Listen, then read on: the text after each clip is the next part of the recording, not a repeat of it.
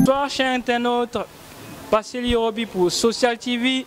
Nous sommes toujours connectiques et nous recevons deux entrepreneurs pour le compte du cabinet 1134. Et j'ai le plaisir de recevoir ces deux entrepreneurs-là. Ils vont se présenter à vous et ils vont parler un peu de leur expérience, nous dire aussi leurs impressions concernant le connectique. Alors bonsoir.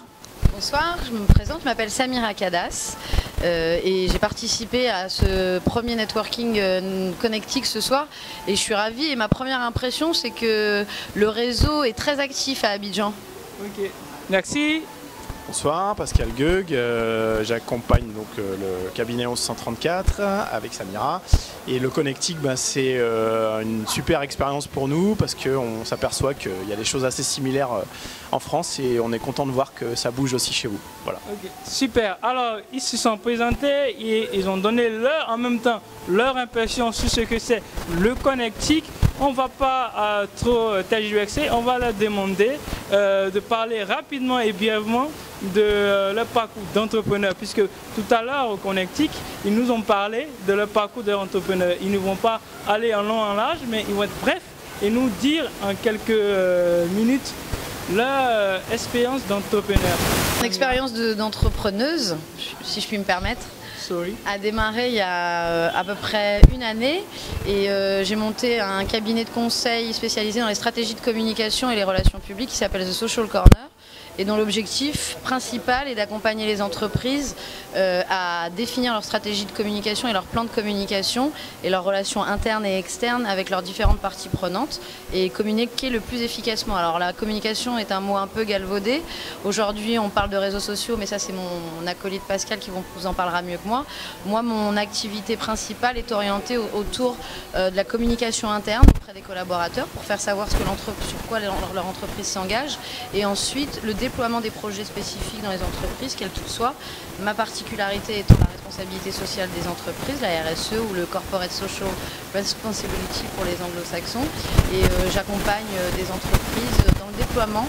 Alors en quelques mots, brièvement, donc j'ai été entrepreneur à plusieurs reprises, donc j'ai monté 3 entreprises et la plus récente était vraiment une start-up, donc on est en plein dans le sujet, avec des levées de fonds, pas mal de petites expériences intéressantes par rapport à l'amorçage et malheureusement un échec à l'arrivée qui a été vécu comme quelque chose de difficile, mais en même temps qui est une expérience toujours intéressante à relater.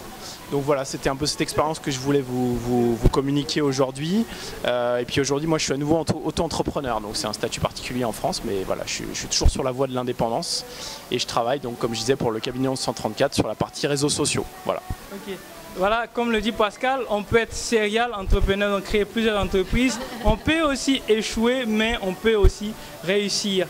Alors, j'aimerais vous demander quelque chose encore. Selon vous, est-ce que c'est votre première fois en Afrique? Bah ouais, moi c'est la première fois. J'ai presque honte de le dire. Enfin en Afrique noire.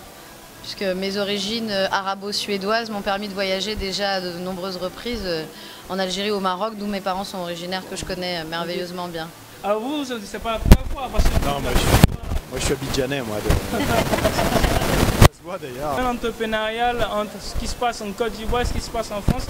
Alors pour votre ce séjour-là, qu'est-ce que vous pouvez retenir déjà, on ne peut pas dire tout retenir de votre séjour puisque vous n'avez pas encore fini, mais pour le peu de jours que vous avez fait avant que vous finissiez ce séjour-là, qu'est-ce que vous pouvez retenir déjà des similitudes? Moi ça tient en 2 mots, énergie créative. C'est impressionnant de voir à quel point les gens, et la jeunesse en particulier, est disposée à avancer, aller de l'avant avec une dynamique de projet que moi, franchement, je ne pouvais pas imaginer aussi forte. Tout simplement parce que je m'étais dit qu'après avoir traversé une crise aussi forte que celle que la Côte d'Ivoire a traversée ces dernières années, il faut du temps, il faut de la résilience. Et voilà, c'est un point qui m'a vraiment...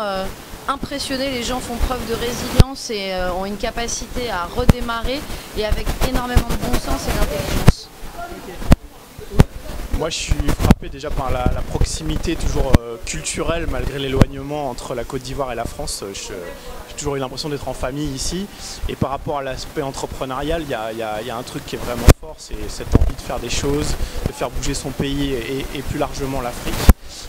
Et quand on tombe sur des gens comme toi, comme Achille, comme d'autres, ben, on a juste envie de dire qu'on a envie de bosser avec vous parce que c'est tout ce que vous entreprenez, ça donne vraiment envie de s'investir. Voilà. Ok, alors dernière question, pas une question, alors qu'est-ce que vous pouvez dire à la jeunesse ivoirienne en particulier et à la jeunesse africaine en général? Moi je vais dire un truc qu'on m'a enseigné jusqu'à maintenant, c'est que si on ne peut pas rentrer par la porte, on passe par la fenêtre et on trouve toujours un moyen d'arriver à accéder à son objectif, parce que dans la vie, l'objectif, alors je ne sais pas si ça peut avoir un sens avec l'Afrique, mais en tout cas moi dans mes origines c'est ce qu'on m'a transmis, l'objectif c'est le chemin, et donc le chemin on est dessus et on continue d'avancer. Super. Comme l'a très bien dit le directeur général d'Innovis tout à l'heure, je pense qu'il y a vraiment plein d'idées et plein de choses à mobiliser, et les énergies sont là. Il faut trouver les moyens d'avancer et il ne faut pas hésiter à casser les barrières et à innover et à faire des choses, et je pense que c'est ce que vous êtes en train de faire dans le connectique et puis tout ce qui se passe dans les réseaux d'entrepreneurs comme celui de IC Corporation. Voilà, c'est vraiment la preuve qu'on peut vraiment faire des choses, et la jeunesse ivoirienne ne peut que s'inspirer de tout ça. Alors, Côte d'Ivoire, havre de paix, pays accueillant, on retient que c'est un écosystème qui est en train de se créer ici en Côte d'Ivoire, et des acteurs venant de l'extérieur, à savoir Samira et Pascal, ils croient. S'ils croient, c'est que vous aussi vous pouvez croire qu'un jour ce pays sera un pays émergent, et ça commence par l'entrepreneuriat. Si vous commencez, bien sûr que le droit suivra. Comme le maître Jérôme l'a dit tout à l'heure, le droit suit l'usage. Rendez-vous pour une prochaine interview, un prochain moment avec Social TV. C'était Bassirou Roby. Je vous remercie. Merci Samira, merci Pascal. À bientôt. Merci.